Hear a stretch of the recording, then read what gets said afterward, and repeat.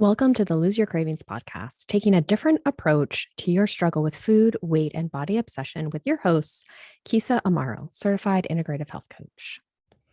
Welcome back, my friends. I'm Kisa Amaro, certified health coach, and I help ambitious women transform their negative body image and obsession with weight into body confidence so that they can show up fully in their life and their career. And hey, I want to share my 2 reasons you can't quit your cravings guide with you absolutely free. Just head on over to my website, kisaamaro.com. That's KEYSAAMARO.com. Scroll down to the bottom of the homepage and enter your name and email, and I'll send it on over to you. So if you struggle with cravings or feel out of control around food, this guide is for you. So what are you waiting for? Okay, my friends, on to our topic of the day. What is keeping you from asking for help? Silence, right? I don't know what is. And that's what we're going to address today. What is keeping you from asking for help? Because a lot of you out there know that you're struggling, right? Struggling around your relationship to food, struggling with cravings, struggling with what food should I eat? What food shouldn't I eat? Okay, but what is keeping you from asking for help? And this could be in any area of your life, but I want to talk about asking for help in regards to your overeating, your cravings, your poor relationship to food, and or your poor relationship to your body confidence. But you will find that once you work on one area of your life, other areas of your life start to shift for the better as well. That's the magic of coaching. So if we work on your nutrition or your relationship with food, other areas in your life start to shift as well. And the reason why I wanted to talk about this here on the podcast is because I think that this is a huge reason holding a lot of you back from solving your problems around food. To finding and creating a healthy relationship with food and boosting your body confidence. You just don't want to ask for help. And I get it. I was the same way. Whenever I laugh, it's because I agree with you or with what I'm saying, right? I get it. I was the same way. I didn't like asking for help. I like doing things on my own. I'm a fairly independent person and I like to have the know how to be self sufficient, right? Which has gotten me really far in many areas. But this can also be a disadvantage for me and for you as well. There are times when asking for help makes sense. Time. When I ask for help, I tend to save time, right? Money. When I ask for help, I tend to spend less money in the long run. It might cost something up front, but in the long run, I have solved my problem. I am spending less money. Energy. When I ask for help, it helps me use less energy, either physically or mentally or both. So asking for help can be difficult. Yes, I know the uncomfortable feeling that arises when you approach someone to ask for support. It can mean that you don't know everything about something, and that can make you feel weak and vulnerable.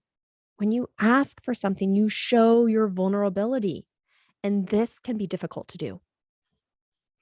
Asking for help can show weakness, letting people know that you don't know everything or have all the answers. And for us independent, successful women, this can be a difficult thing to do. Now, maybe you're not asking for help because you don't know where to even start or what to ask for, right? Maybe you've tried all the diets and none of them have worked and you've just given up. If those haven't worked for you, what's to say the next diet will work for you? I know I can definitely relate to this. Having tried all the things left me frustrated and at a loss. I didn't know where to turn to next, but it was actually someone a friend of mine had introduced me to previously that I started listening to. I started working with her, and the rest is history. So maybe you don't ask for help because you don't think anything will work for you. You don't have confidence or believe that what you will try will actually work. Because why wouldn't it? Why would it work for you?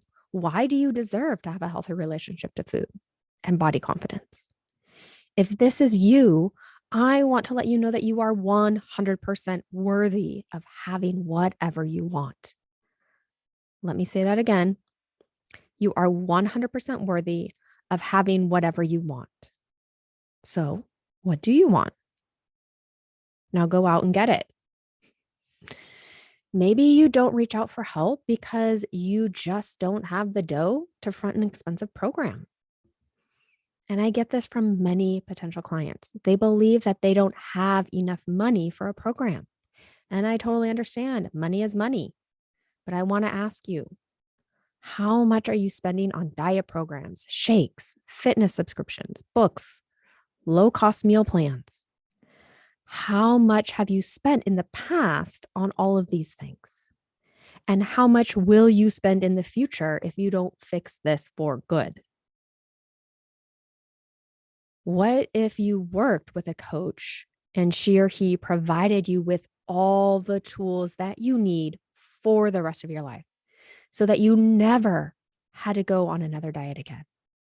You never had to pay for another meal plan or more shakes or weight loss supplements. How amazing would that be? And how much money would you save in the long run? My second question to you would be, why don't you think you are worth it? Why are you not worth the money to work with a coach? Now, where does not asking for help get you when it comes to your relationship with food and your body? Nowhere, right? You are stuck where you are. You stay in the same spot. It gets you nowhere. You get frustrated, you become confused, and you don't get the results you want. And what do all of these have in common? Fear. You don't ask for help or move forward in reaching your goals because you are afraid.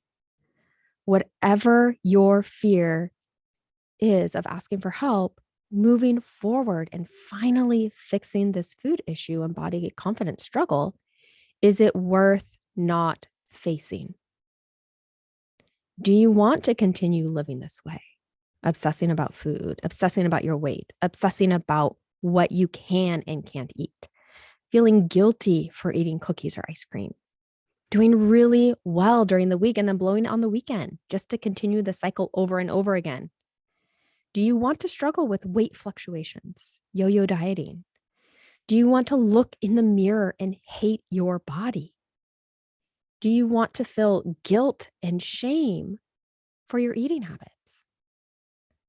I'd say probably not, right? Who wants that? No. If you want to work beyond these struggles, you are going to have to challenge yourself. You are going to have to step into the fear and move forward, anyways. You will have to be courageous. When you are courageous, you feel the fear and you do it anyways. And I know it may seem scary, but I also know that you are an ambitious woman. And when you set your mind to something, you do it, right? So take the step, ask for help, whether that be from me or another coach. Do it.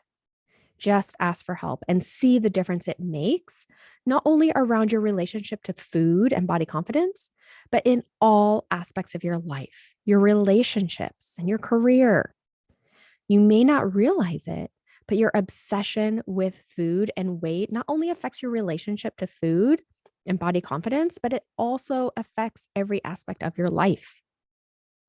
Be courageous and ask for support. If you are ready to dive into the coaching world, you can take one step, one baby step by signing up for my free cravings guide. Okay, just go to keysaamaro.com. That's KEYSAAMARO.com. Scroll to the bottom, input your information, and my cravings guide will show up in your inbox. It's that easy. That is the step that you can take to be courageous, to ask for help, to step outside your comfort zone and solve your problem.